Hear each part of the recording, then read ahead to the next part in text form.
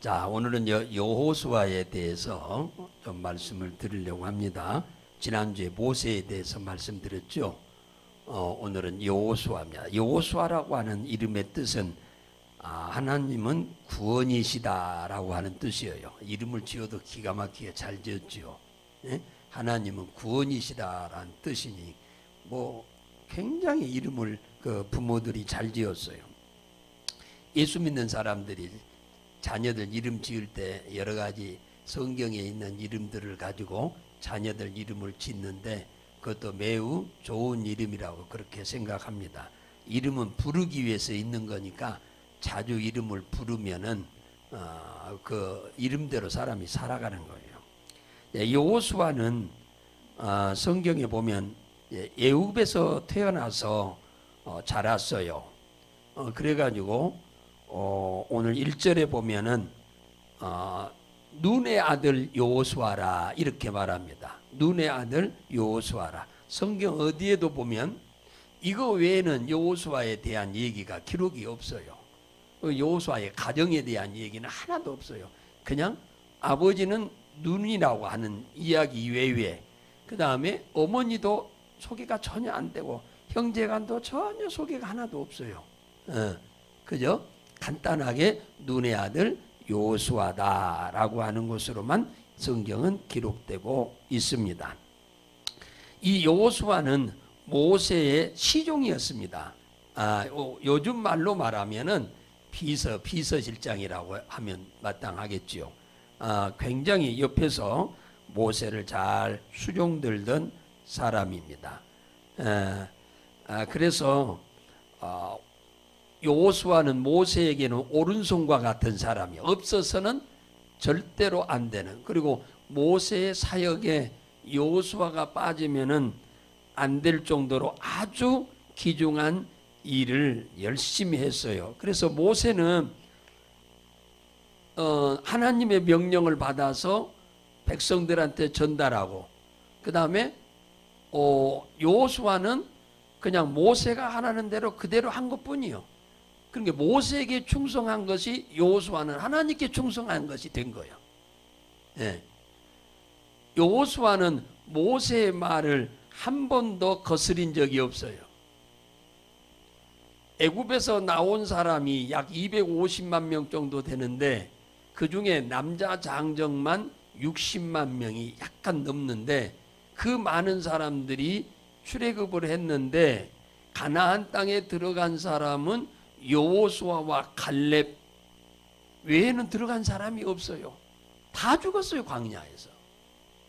왜 그러느냐 하면은 모세의 말에 거역하다가 다 죽었어요. 그러니까 모세의 말에 거역한 것이 하나님 말에 거역한 거예요.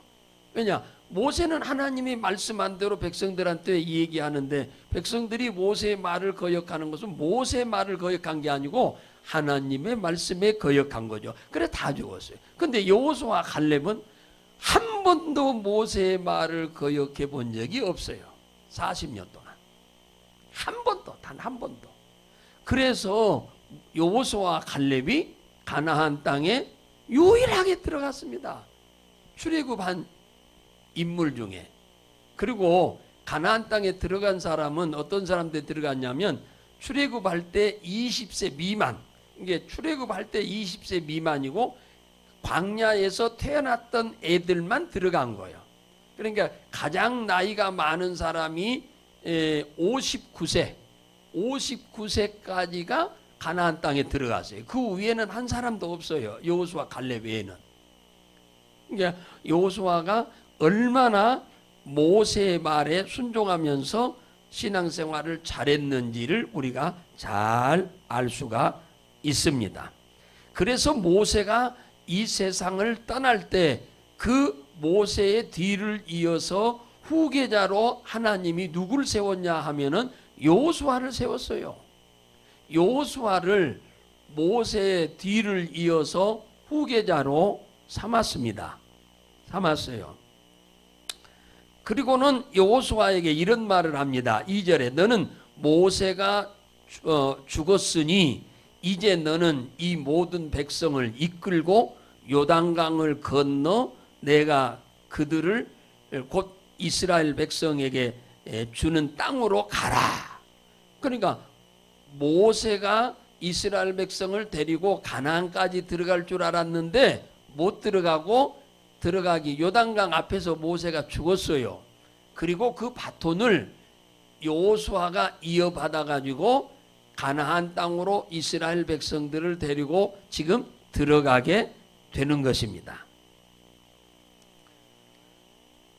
그러면서 이 모세가 이 여호수아가 생각할 때는 모세는 대단한 능력을 행했거든요. 그렇게 대단한 능력을 행하는 모세의 말도 안 들어가지고 백성들이 광야에서 수도 없이 죽었는데 나는 아무것도 할 능력도 없는 사람이 모세처럼 그 뒤를 이어서 백성들을 이끌고 가면 나 따라올까? 엄청난 부담이 있었겠지요. 안 그러겠어요? 그동안에는 시키는 일만 한 거예요. 단 한 번도 자기 주도적인 일을 해본 적이 없어요. 여호수아는 그저 모세가 시킨 대로 그냥 할 뿐이었어. 그냥 충성스럽게. 그런데 이제는 지도자가 됐으니까 자기가 다 계획하고 뭐 이스라엘 백성들을 이끌고 가야 돼. 다시 말하면 이스라엘 백성들의 운명이 미래가 자기 손에 달려 있을 정도로 책임감이 엄중한 거예요. 그러니 얼마나 마음이 두렵고 떨었던지 하나님께서 지금 수도 없이 여기서 본문에서 이 얘기하고 있는 말씀이 뭐라고 하느냐면 7절부터 그 얘기하잖아요. 오직 너는 마음을 강하게 하고 담대히 하라. 얼마나 두려워 막 떨던지. 너 두려워 떨지 말아라. 마음을 강하게 먹어라. 담대하거라. 하나님이 이 말씀 하실 때 여호수아가 예, 내가 지금부터 그러면 강하고 담대하겠습니다. 그렇게 되나요? 안 되지. 그래서 하나님이 뭐라고 하느냐면은 7절에 내가 모세와 함께 했던 것처럼 뭐요? 그거 나오잖아요. 여기 7절에 보니까 나의 종 모세가 내게 명한 율법을 다 지켜 행하라. 좌로나 우로나 치우치지 말라. 그리하면 네가 어디로 가든지 형통하리라. 두려워하지 말고 염려하지 말아라. 두려워하지 않는 방법은 어디 있느냐? 모세에게 하나님이 시내산에서 율법으로 주신 그 말씀을 잘 지키기만 하면은 너는 반드시 형통하게 될 거다. 두려워하고 떤다고 해서 네가 해결될 문제가 아니야. 너는 모세처럼 내 말을 철저히 지켰듯이 너도 모세가 너희들에게 주었던 그 말씀을 잘 지켜라. 그리하면 네가 어디로 가든지 형통할 거다. 그 말은 이스라엘 백성들을 데리고 네가 지금 가나안으로 가다가 어떠한 상황에 처해도 네 일이 전부 형통하게 될 거다. 그렇게 지금 얘기를 하죠. 8절에 보니까 뭐라고 하느냐? 이 율법책을 내 입에서 떠나지 말게 하여 주야로 그것을 묵상하여 그 가운데 기록한 대로 다 지켜 행하라. 그리하면 내 길이 평탄하게 될 것이요 형통하리라. 이 땅에서 우리가 형통하는 비결, 우리가 하는 일이 평탄하게 잘 되는 비결이 어디 있느냐 하니까 하나님의 말씀대로 내가 사는 길이다. 다른 것이 없다. 네가 뭐 배운 것이 많다고 해서 네 앞길이 평탄한 건 아니고 네가 배운 것이 있다고 해서 네가 형통한 게 아니다. 네 삶이 평탄하고 형통하게 하는 것은 내게 달려 있어. 그러니까 모세한테 내가 준 말씀을 모세가 너희들한테 가르쳤지 않느냐. 그 말씀대로 네가 살아라. 그리하면 네 가는 길이 평탄하고 네 하는 일이 전부 형통하게 될 거다. 두려워하고 있는 여호수아한테 하나님은 뭐 두려워하지 말아라. 담대하라. 마음을 강하게 하라. 그리고 내가 준 너희들에게 준 말씀을 잘 지켜 순종하려고 하는데 총력을 기울여라. 쉽게 말하면 그 얘기를 하는 거죠. 9절에 보면 그잖아요.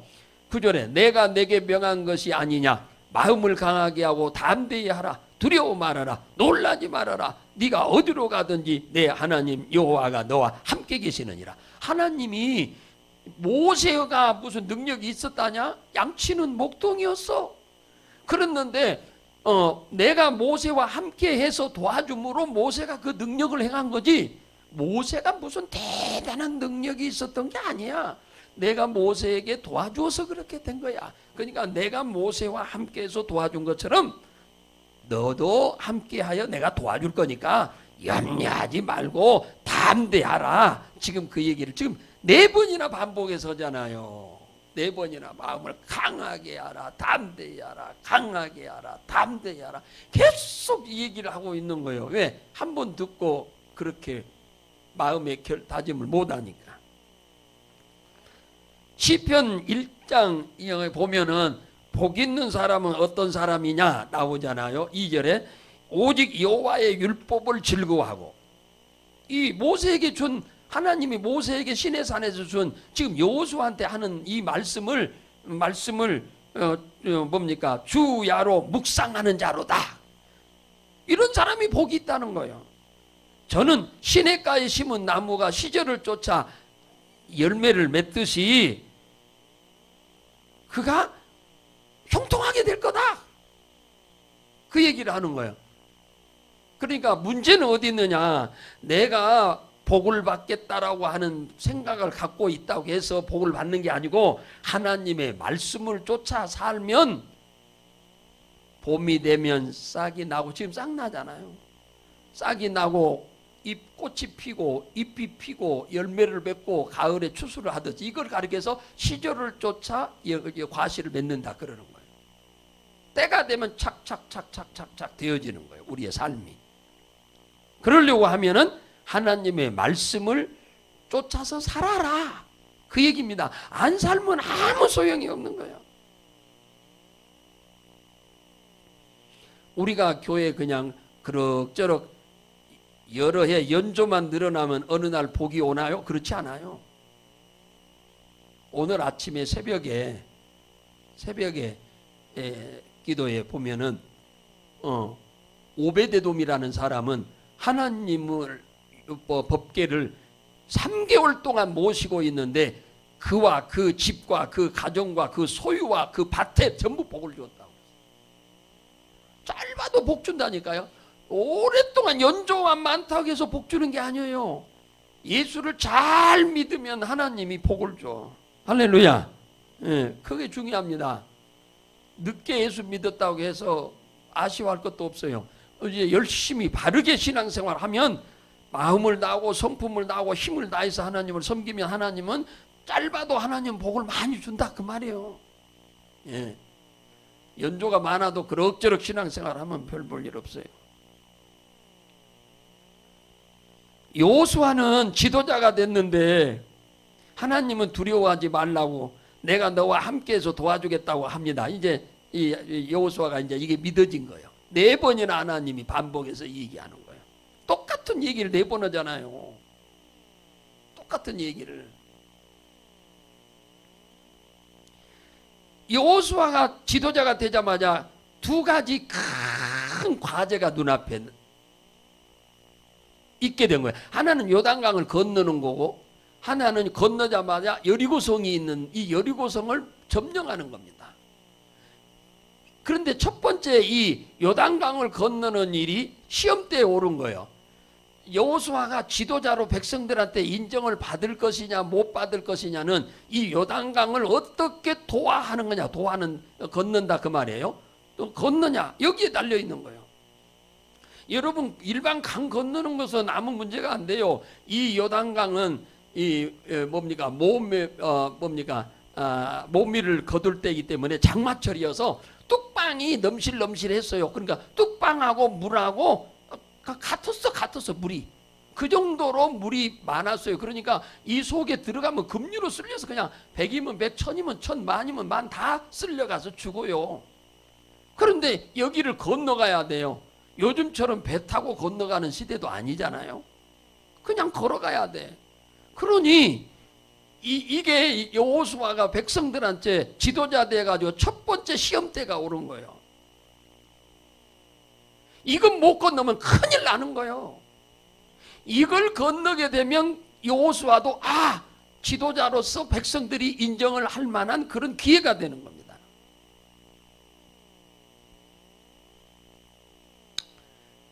그런데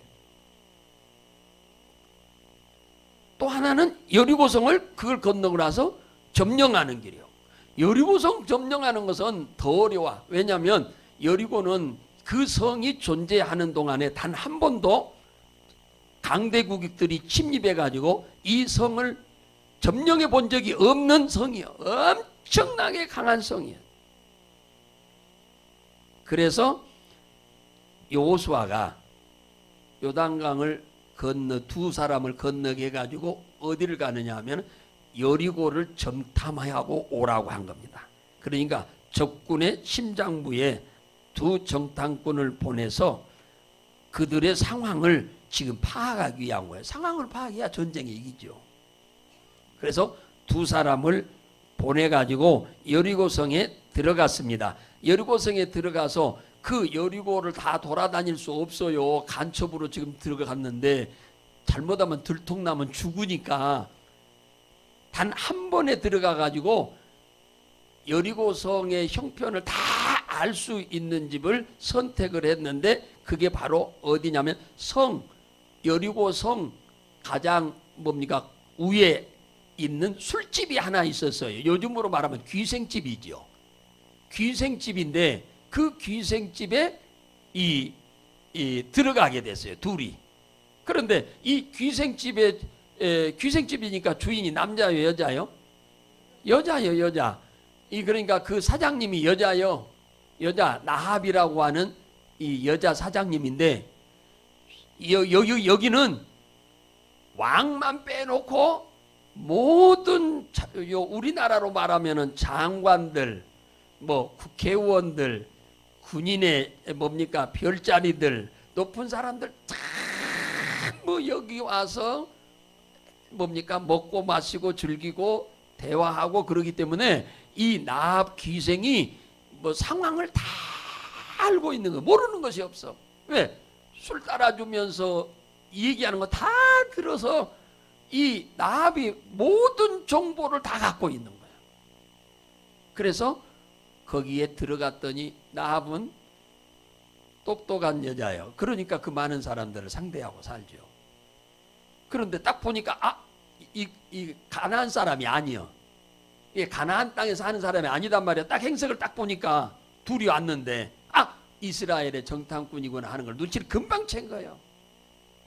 그래가지고 이 여자가 얼마나 대단하든지 이 두 사람을 옥상으로 올라가 가지고 지붕 위에다가 삼대를 비에다가 놔뒀는데 삼대 밑에다 숨긴 거예요. 왜 숨겼냐? 이들이 이 여리고성을 반드시 점령할 것을 알고 있어. 왜? 많은 군인들과 이 정치인들이 앉아서 술 먹으면서 대화를 하는데 우리는 절대로 이길 수가 없다는 거예요. 저들을. 우리는 저들과 싸워서 이길 방법이 없다는 거예요. 어떤 대책이 없다는 거예요. 왜냐? 이들은 애굽을 무너뜨리고 출애굽을 한 사람들이요. 홍해를 갈라버리고 육지같이 걸어온 사람들이요. 광야에서 먹을 것도 하나도 없는데 하늘에서 날마다 만나와 메추라기를 내려서 먹고 온 사람들이요. 그들이 믿는 신이 그렇게 대단한 신이요.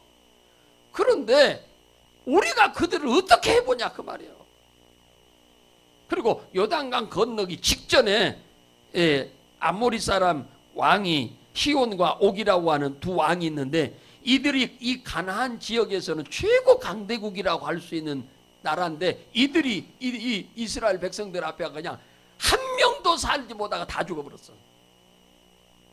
예. 나라 다 뺏겨버렸어요. 그래서 그 자리에 가서 이스라엘 백성들 12지파 중에서 누벤, 갓, 므낫세 두 지파 반이 거기서 살게 된 거예요. 그러니까 이 나합은 이제 우리는 이제 이스라엘 백성들한테 다 죽었구나 하는 걸 알고 있어요. 그런데 그들이 둘이 딱 간첩으로 들어오니까 눈치를 딱 챈 거야. 이들을 내가 살려줘야 내가 살겠구나. 그 목숨을 걸고 살려준 겁니다. 들켰다가는 그는 그냥 능지처참감이지. 그랬는데요, 얼마나 여리고성의 이 정보 요원들이 특별한 것인지 이 두 사람을 다 알았어요. 이 두 간첩이 여리고성에 들어온 것을 이미 정보 요원이 다 알았어. 이 정보 요원이 알고는 누구한테? 왕한테 가서 얘기해서 이스라엘의 간첩 둘이 성에 들어왔습니다.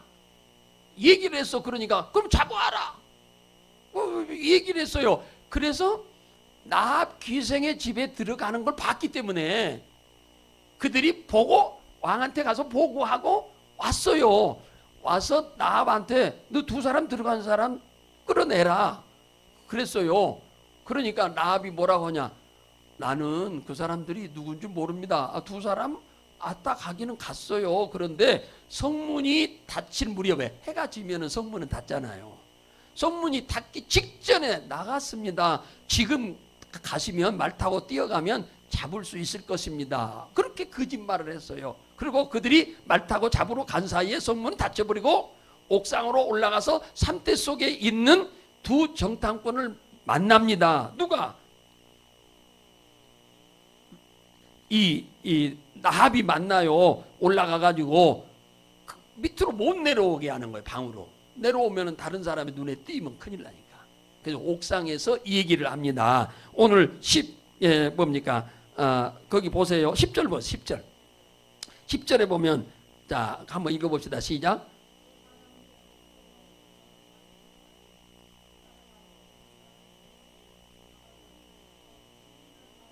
예, 그렇죠.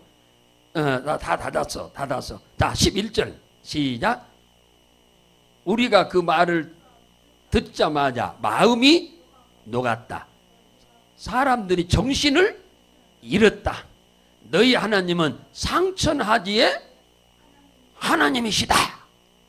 그 얘기를 하잖아요. 거기에 2장, 지금 우리는 1장 읽었지만 지금 2장 얘기를 하고 있는 겁니다. 2장의 11절에. 이미 이스라엘 백성들을 이 걸어오는 모든 행적, 광야에서 싸움을 수도 없이 했는데 한 번도 진 적이 없어요. 싸움에서 다 이겼습니다. 그러니 놀래 자빠지지 않을 수가 없는 겁니다. 그래서 백성들의 마음이 다 녹아버렸어요.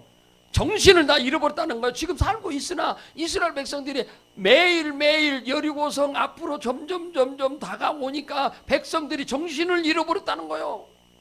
지금 살아있으나 지금 제정신이 아니라는 거예요. 전부 다 죽을 것을 생각하고 있다는 거예요. 살 생각을 하는 게 아니라. 그러면서 너희 하나님은 상천하지의 하나님이다. 나합이 똑똑하지요. 옛날 귀생들이 엄청 똑똑했다고 그러잖아요. 이들은 이스라엘과 싸워 이길 것이란 생각을 눈꼽만치도 못하고 있다는 얘기잖아요. 그러니까 이 전쟁은 하나 많아요. 심리전에서 이미 끝난 거예요. 그들은 전쟁에서 싸워서 이길 것이라고 하는 자신감이 눈꼽만치도 없는 거예요. 없었어요. 눈꼽만치도 없었어요.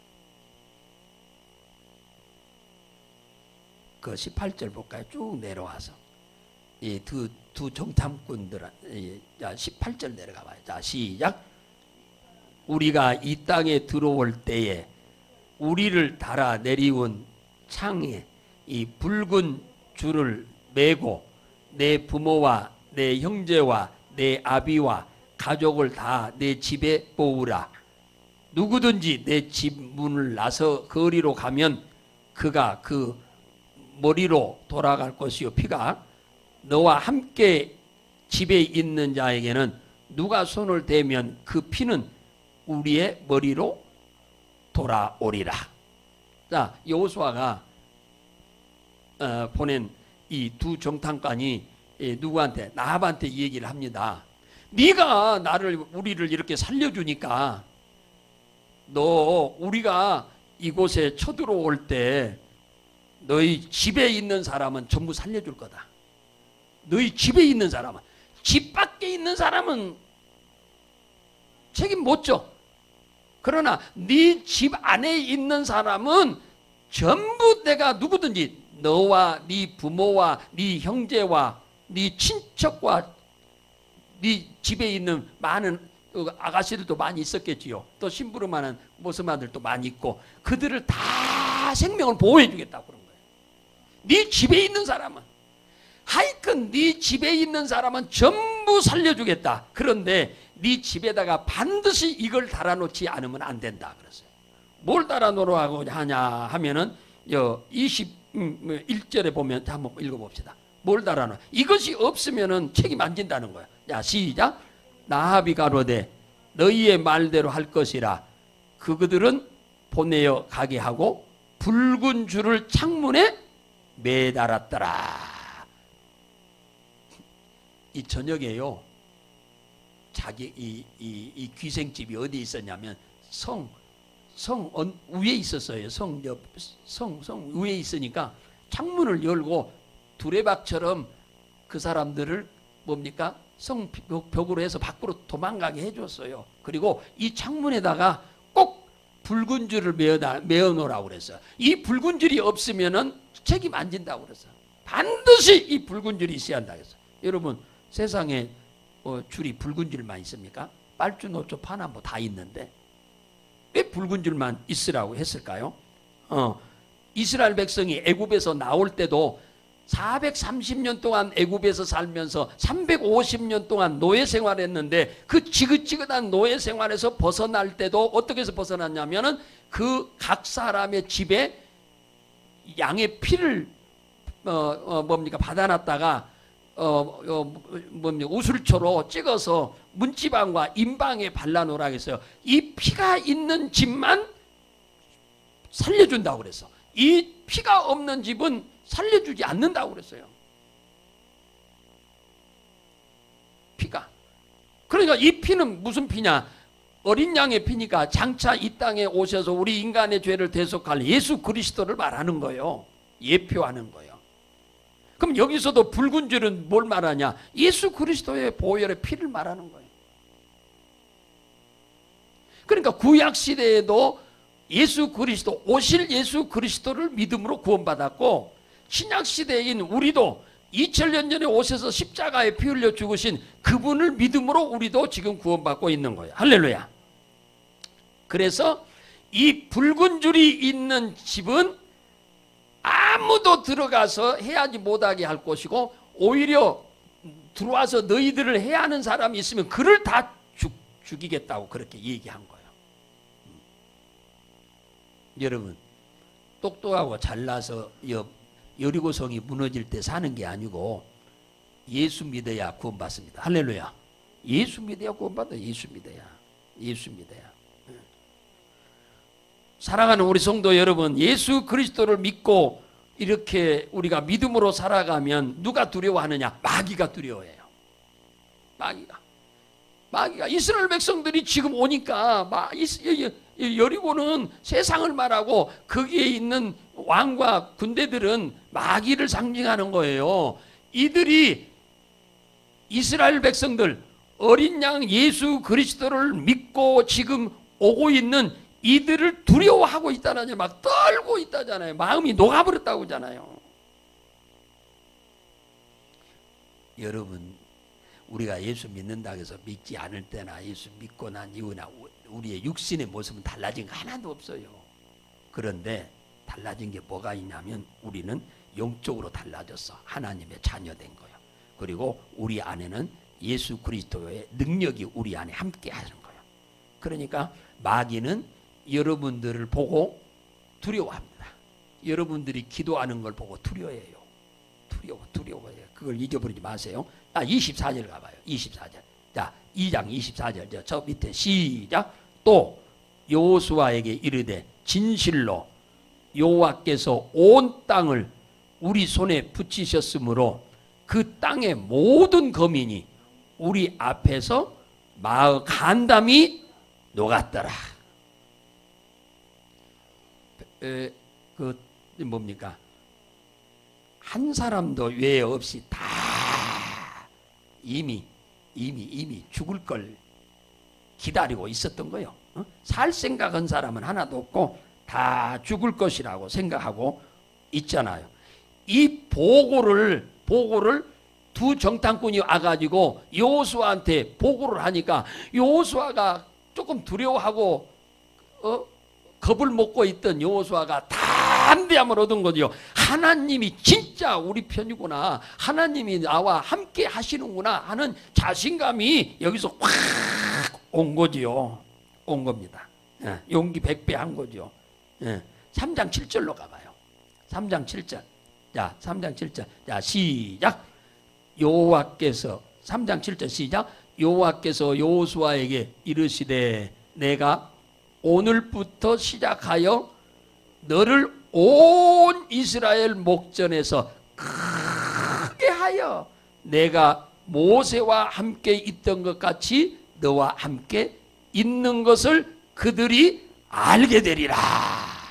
자, 이 말은 무슨 말이냐면 요단강을 도하하고 여리고성을 점령하는 것을 보면서 이스라엘 백성들이 너를 아주 훌륭한 지도자로 인정하게 될 것이다 라고 지금 얘기하고, 여호수아에게도 모세와 함께 하신 하나님이 함께 하고 계시다고 하는 것을 백성들이 다 인정하게 될 것이다, 그 얘기를 한 거예요. 사랑하는 여러분, 우리는 예수 그리스도를 믿는 것 하나만으로도 감사한데 우리 안에 세상 끝날까지 우리 주님이 함께 계심으로 우리가 기도하면 마귀들이 두려워 떤다는 것을 꼭 믿으시기를 주의 이름으로 축복합니다. 할렐루야.